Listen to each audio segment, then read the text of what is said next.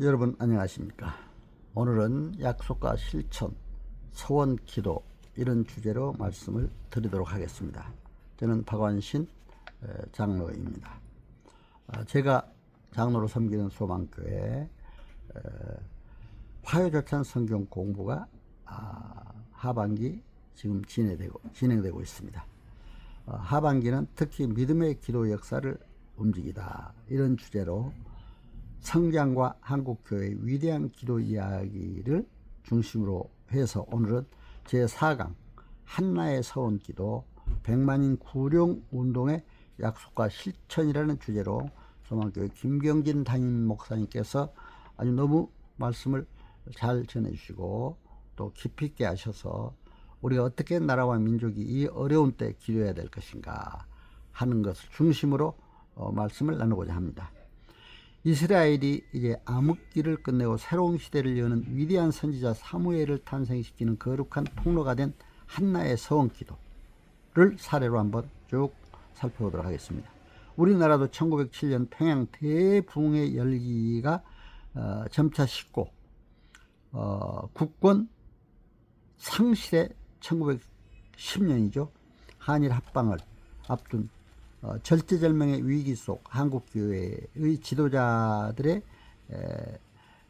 지도자들과 함께 제한 선교사들이 그리스도께 100만 명의 영혼을 드리겠다고 서원한 100만인 구령운동이 벌어졌습니다. 너무 멋있죠? 그리스도께 100만 명의 영혼을 드리겠다고 서원한 100만인 구령운동입니다. 이걸 보면서 우리가 어떻게 해야 될 것인가 오늘 한번 쭉 살펴보도록 하겠습니다. 성경의 기도 모범을 보면은 한나의 서원기도 사무엘상 1장 9절에서 18절까지 말씀이 있습니다. 이스라엘의 역사상 가장 혼란스럽고 영적으로 어두웠던 사사시대 끝자락에 하나님의 말씀이 희귀하여 이상이 흔히 보이지 않았던 영적 불임의 시대였다. 그래서 특히 아이를 낳지 못하여 절망적 상태에 있던 한나가 하나님께 기도를 했습니다. 이런 기도를 하나님은 들어주셔서 사무엘을 유명한 선지자를 낳게 했습니다. 불임의 시대, 불임의 아픔 속에서 또 이렇게 사무엘을 통해 이스라엘 민족이 다시 영적으로 성장하는 이런 계기가 됐다 이렇게 볼 수가 있습니다. 신학적 의미에서는 개인의 고통이 민족의 희망으로 기도의 전환, 나를 위한 기도에서 주를 위한 기도로 불임의 이중성, 개인의 아픔과 시대의 아픔을 함께 나누는 불임의 이중성을 보게 됐고 하나님의 응답, 바로 새로운 시대의 서약을 이루게 됐다 이렇게 볼 수가 있습니다. 한나의 기도, 서원 기도가 주는 교훈은 고통을 넘어 영광의 통로로 고통은 기도의 산실이다 이렇게 볼 수가 있습니다. 가장 아픈 곳에서 가장 깊은 기도가 시작된다. 서원의 기도의 절정이라고 볼 수가 있습니다. 나의 소유를 넘어 하나님의 영광을 위한 통로가 되었다고 볼 수가 있겠습니다. 그렇다면 이러한 한나의 기도를 통해서 우리 한국교회의 역사적 100만인 구령운동의 약속과 실천, 그래서 오늘 약속과 실천으로 주제를 잡았습니다만 이러한 약속과 실천은 어떤 있는지 살펴보도록 하겠습니다. 역사적 배경을 보면은 부흥의 그림자와 국권 상실의 위기 속에서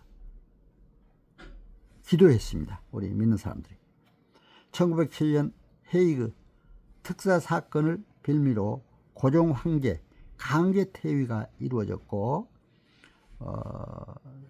특히 대한제국 군대를 해산했습니다. 1909년에 기후각서로 사법권을 박탈했고 1910년 8월 29일 경술국치로 대한제국은 멸망의 길을 일제 한일 합방의 그 치하로 들어가게 됐습니다. 너무나 안타까운 일이 아닐 수가 없습니다. 이런 국가를 보면서 멸망의 국가를 보면서 우리 믿는 사람들이 기도를 했습니다. 먼저 서원 기도, 교회의 서원, 하나님께 100만 명의 영혼을 달라고 기도했습니다. 개성 송도에서 시작된 기도의 불씨가 어떻게 하면 식어가는 부흥의 불길을 되살리고 절망에 빠진 이 민족에게 다시 희망을 줄 수 있을까? 처음에 남감리교 선교사와 한국인 조사들로 이루어지다가 뒤에 이제 함께 감리교 또 장로교 우리 모든 교회들이 함께 기도하기 시작했습니다. 바로 금식 기도가 이루어졌습니다. 100만이라는 숫자의 의미는 불가능한 목표였습니다. 당시에는 나라를 잃어가는 상황에 민족을 살릴 유일한 길은 오직 복음뿐이라는 절박한 신앙 고백이자 거룩한 서원이었습니다. 당시에 우리나라는 인구가 그렇게 많지도 않았습니다. 기독교인도 얼마 되지도 않았습니다. 그러나 이때 100만 명의 숫자를 목표로 기도했다는 것은 아주 큰 의미가 있다. 그래서 이러한 기도를 해서 약속의 실천과 헌신, 전국 주요 도시에 전도 집회가 이루어졌습니다. 그리고 날연보의 시행을 했습니다. 날연보는 바로 돈으로 연보하는 것도 있지만 날연보라는 시간으로 하나님께 봉사하는 이런 일들입니다. 전도를 위해서 봉사하고 우리도 지금 교회에서 여러 가지 봉사활동도 많이 하고 있습니다. 그래서 이러한 대규모의 문서전도도 하게 됐고 구령의 강한 동력이 된 기도운동도 하게 됐습니다. 운동의 결과와 역사적 의의를 보면 100만 명의 결실을 얻지는 못했지만 부흥의 불씨가 꺼져가던 교회의 영적인 재무장을 하게 됐다. 국권 상실의 위기 속에서 민족의 영적 방파제 역할을 했다. 특히 3.1 독립운동의 영적 토양을 마련하기도 했다. 이렇게 볼 수가 있습니다. 이러한 당시 1300만 정도의 우리 인구 속에서 기독교인은 몇십만밖에 안 됐습니다. 20-30만. 그런데 100만을 모은다는 것은 굉장히 힘든 일입니다. 그러나 100만을 목표로 기도했습니다. 너무 위대한 선조들의 기도하는 모습, 약속과 실천, 서원, 기도, 이 모습이 위대하다 볼 수가 있습니다. 이런 기도의 모습을 보면서 우리는 어떻게 해야 되겠습니까? 우리 시대 100만의 구령 운동은 무엇일까 한번 생각을 해봐야 된다고 생각이 됩니다. 지금도 나라가 너무 혼란스럽습니다. 너무나 이념적으로 분열이 되어 있고 서로 정치적으로는 완전히 갈등 속에 있습니다. 빨리 이 갈등을 우리는 해소해야 됩니다. 서로 나라와 민족을 어떻게 하면 나라와 민족을 위하는 길인가. 특히 우리 믿는 사람들은 기도해야 될 줄로 믿습니다. 우리 믿는 사람들이 먼저 앞서서 참회의 기도와 함께 서원, 약속의 기도, 또 하나님께 감사하면서 기도함으로 이 민족을 살려야 되리라고 믿습니다. 하나님께 우리는 먼저 갈등을 해소하고 서로가 사랑하고 화합하고 통합하는 이런 기도를 해야 할 줄 믿습니다. 평화가 평화로운 나라가 돼야 됩니다. 자유로운 나라가 돼야 됩니다.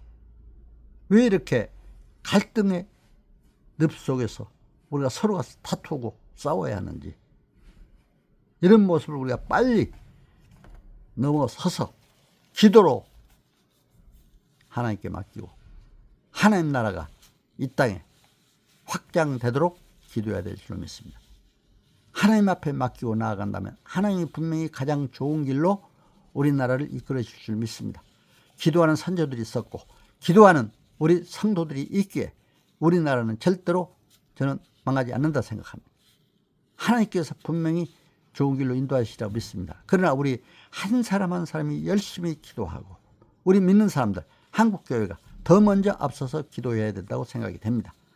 빨리 갈등을 통합으로, 불만을 만족으로, 불행을 행복으로, 또 분열을 화합으로, 평화로, 자유민주주의 대한민국 우뚝 서는 평화 통일을 이루는 국가로 그래서 복음 통일을 이루는 국가로 서기를 간절히 기도드립니다.